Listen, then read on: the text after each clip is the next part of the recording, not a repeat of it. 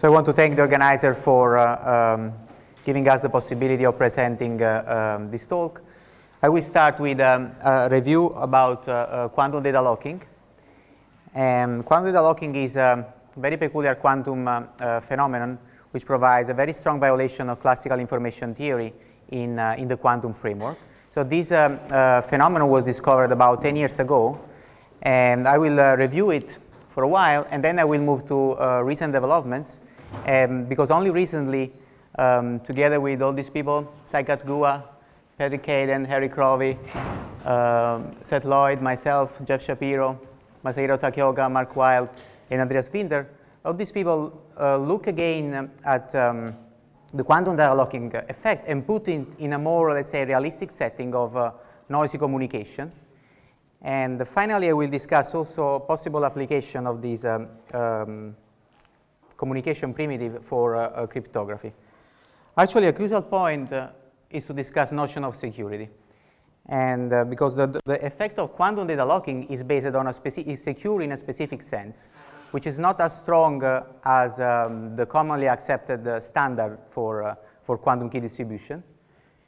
But if you take, so the point is that let's assume these, our point of view is assume these weaker notion of security and see how far you can go. So see how you can you can make quantum data locking into a noisy environment. And so we define the locking capacity of a noisy channel.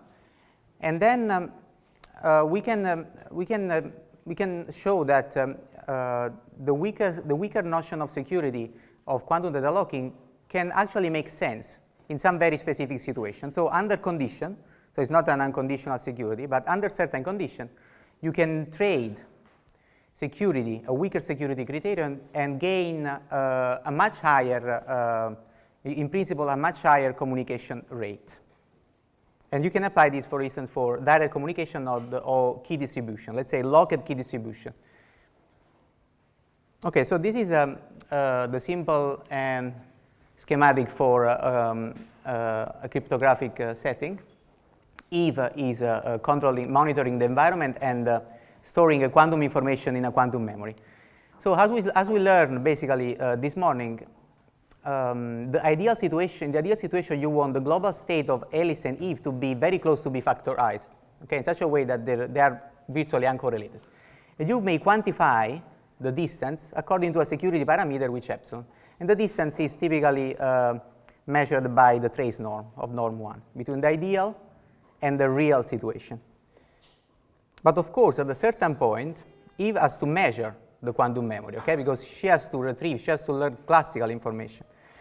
So she made a measurement, an optimal one for her point of view, and she will get a classical variable, okay? So after the measurement, we can look at the classical joint probability distribution between the input of Alice, which was classical, and the classical output of the measurement of Eve. And we can compare this with the ideal situation, which these two are completely factorized.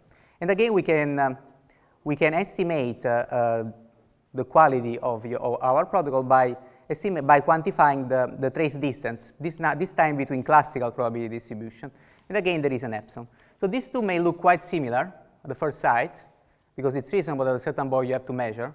But actually, there are situations in which there is a big gap between these two distances. And this is exactly the setting in which quantum data locking apply.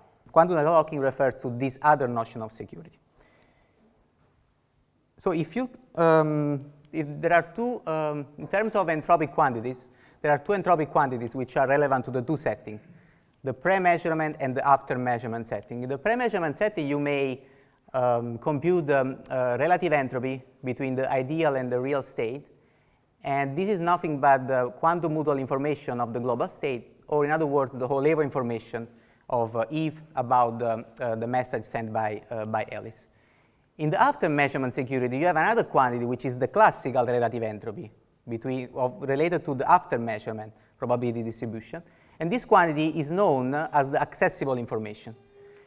After you maximize it you find the optimal measurement for Eve. So this is actually the accessible information, and which is nothing else but the classical mutual information between the input and the output of Eve measurement. Actually, it's well known that there is the first quantity is bigger or equal than the second quantity, and the difference is actually the quantity now we call the quantum discord, which is always positive. So this means it's another way of saying that this criterion, so requiring that this quantity is small, is a stronger criterion than requiring that this other quantity is small. So now we want to look at this quantity, the accessible information.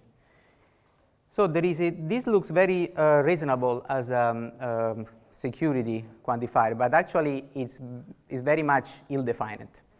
So we can look at a very natural property that we may like to ask to an information quantifier, a correlation quantifier, like the modal information. So we want that if Eve acquires n bits, let's say, of side information, classical, we want the new modal information to be not bigger than the previous one plus the entropy of the side information. So in other words, if Eve acquires n bits, her information about the message should not increase by more than n bits. Okay, this is very much reasonable. And the classical modal information has this property. The Oleva information has this property.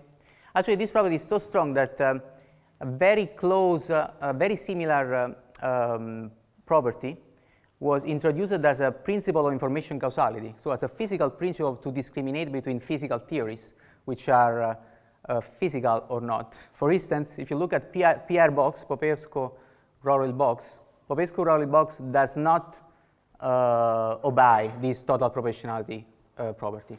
Another example of a quantity that do not have total proportionality is indeed accessible information. So what does it mean? That there is a kind of leverage effect in the accessible information. With just a few bits of information, you can basically lock or unlock a bigger amount of information. So let's see this quantum data locking with the Simples protocol that was introduced about 10 years ago by Di Vincenzo and others. So the idea is that Alice encode information either in two conjugate bases, either in Z or X basis over qubit. It's like a BB84, but the difference now is that instead of Alice and Bob choose randomly which basis to prepare the state and in which basis to measure it, they agree a priori at the beginning of the protocol. They agree in a secret way to use one basis or the other. Okay, so they have one bit of secrecy about which basis to use, and then Alice used the same basis to encode n bits of information. N is arbitrarily high. And then we imagine that Eve comes and take everything. So she take and measure all the qubits, and she tried to retrieve the classical information. Okay, so we are going to compute the accessible information in this setting. So it's an easy computation to show that this quantity is upper bounded by the number of bits that you're sending minus this quantity, which is minimized over all possible P of M by Eve. And this quantity is a conditional classical entropy according to whether Eve make a measurement over X or over Z. And this is, if you look at this quantity, this is basically the quantity that you encounter in the entropic uncertainty relations.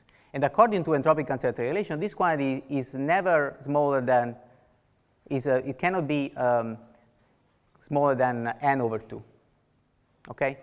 So if you put this back here, you obtain that the accessible information of Eve about the message is always smaller than n over 2. So what does it mean? It means that with the one bit of secrecy that is initially shared by Alice and Bob, they are able to obfuscate 1/2 of an arbitrary long sequence of classical bits.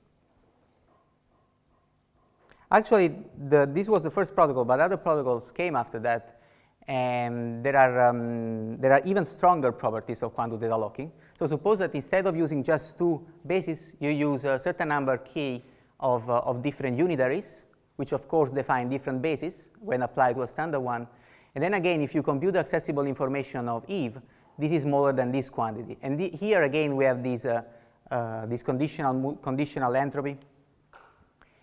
And there are sets of unitaries which obey an entropic uncertainty relation in this very strong sense. It means that this quantity, so the conditional entropy over the different bases, is always bigger than 1 minus epsilon n, with the idea that epsilon can be chosen very small, if n is large enough. And so at the end, if you put this together, you get that the accessible information is smaller than epsilon times the number of bits. Now, epsilon is a function of k, but not of n. So what does it mean? That you fix your value for the epsilon, for the security parameter, and then this determines the number of unitaries that you can use. That is, in other words, the number of secret bits they have to share initially.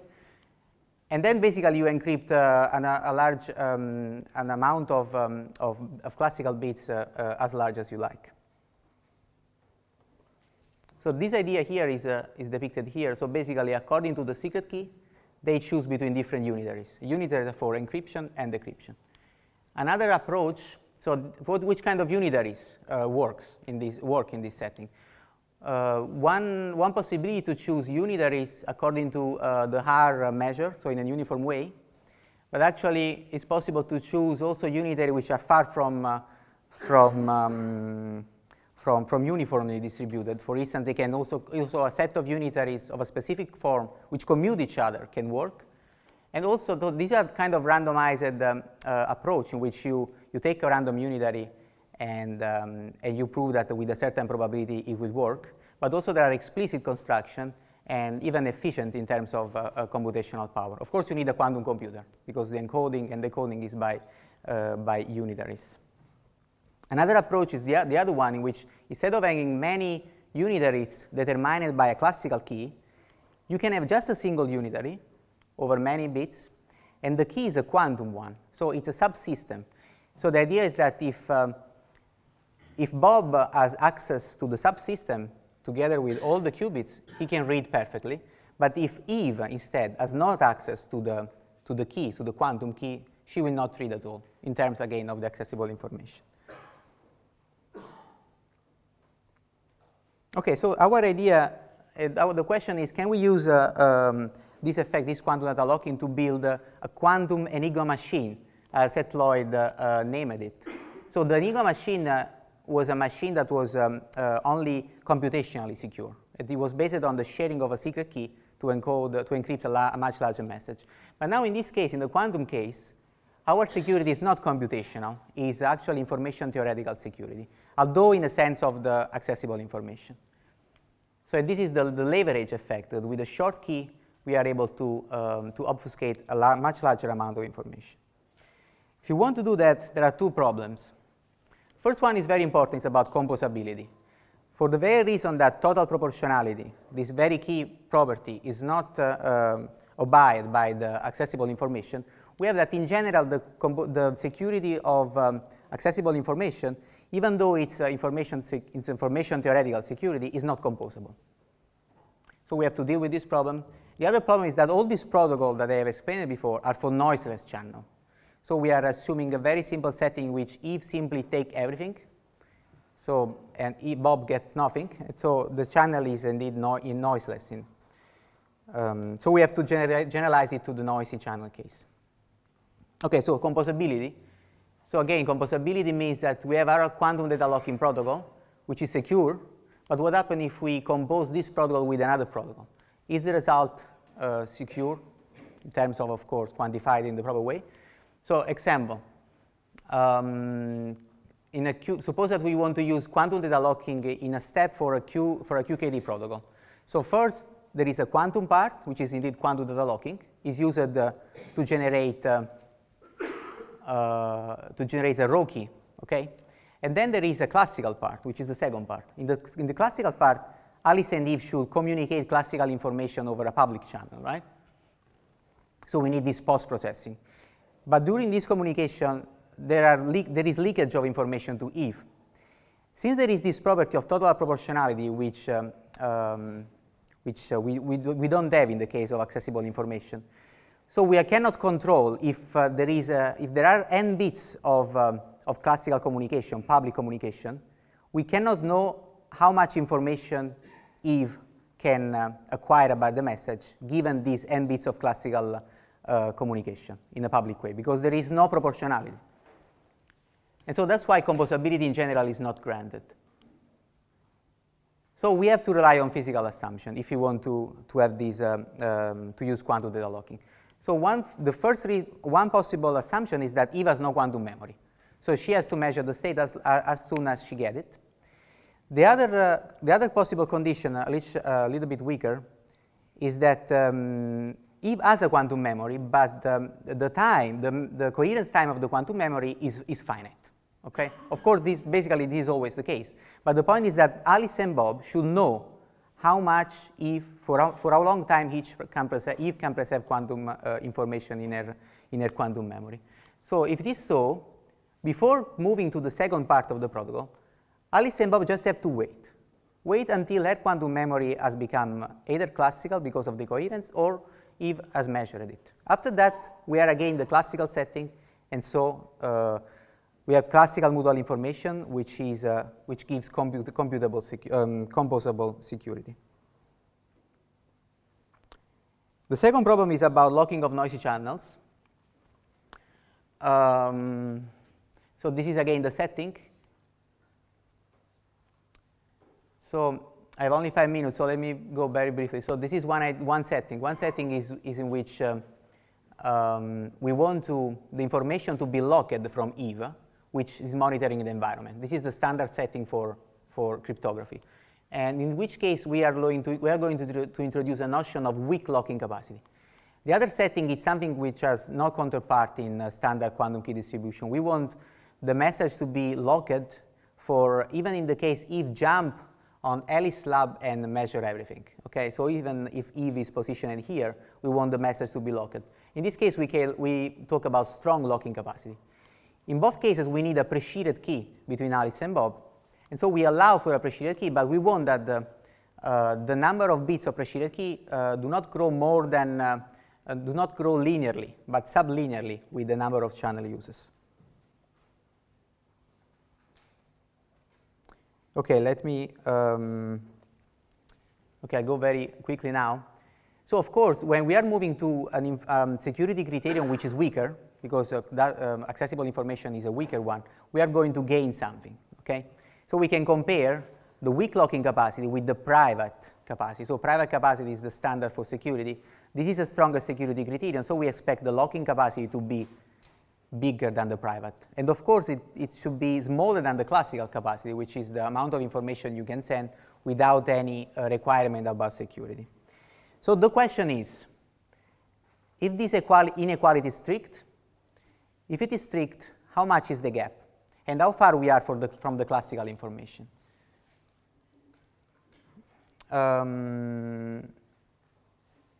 Okay, so basically, this question were in good part answered by Andreas Winter a couple of months ago.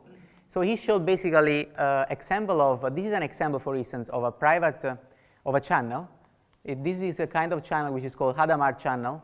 So basically it's the complementary channel of an entanglement breaking channel. For this channel, this is an example.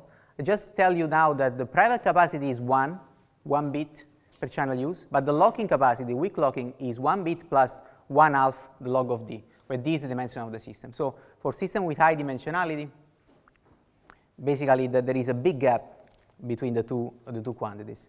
There are even more stronger example of channels like this one that have 0 private capacity, so 0 privacy in the standard sense, but the weak locking capacity is 1/2 log d, so it's positive and is large.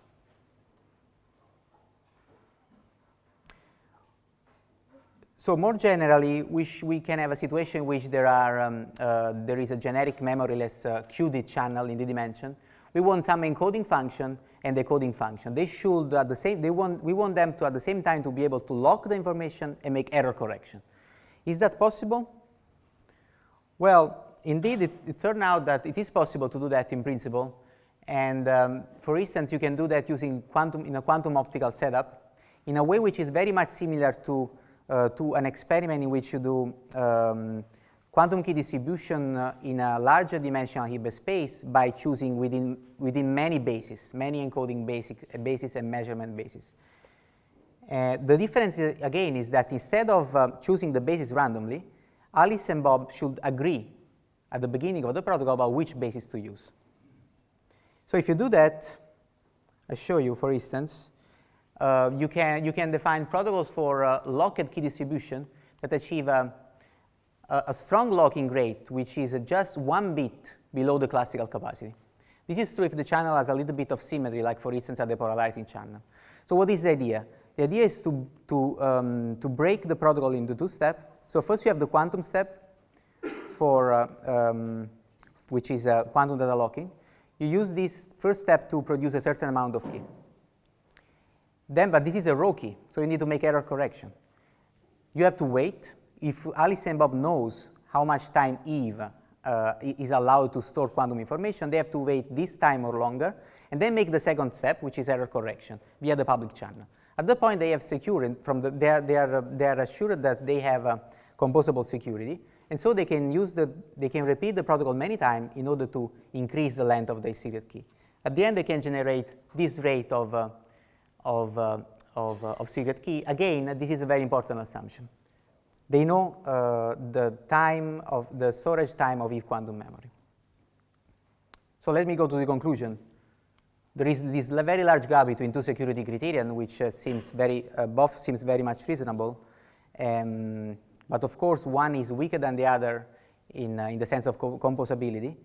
The gap is so large, and it persists in the case of in the setting of noisy channels, as we can have the protocols which achieve a locking capacity which is basically as high as the classical capacity of the channel, independently of the privacy that you have.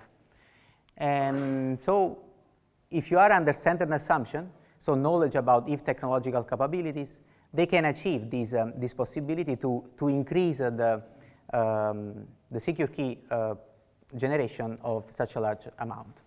And so let me conclude with say that this is not unconditional security, but it's something that may apply to situations in which you have some specific condition as those I explained just now. So thank you very much. So you have stressed many times that the accessible security is not a standard one. So I guess the standard one you have in mind is the smooth min-entropy then? I was thinking about basically measuring, requiring that this distance is small. What I have in mind is requiring that this distance between the 2 operators is small. If you require that, then this implies other notions in terms of whatever entropy you like. So I have in mind this operator expression, but you can translate it into whole level information or mean entropy, etc.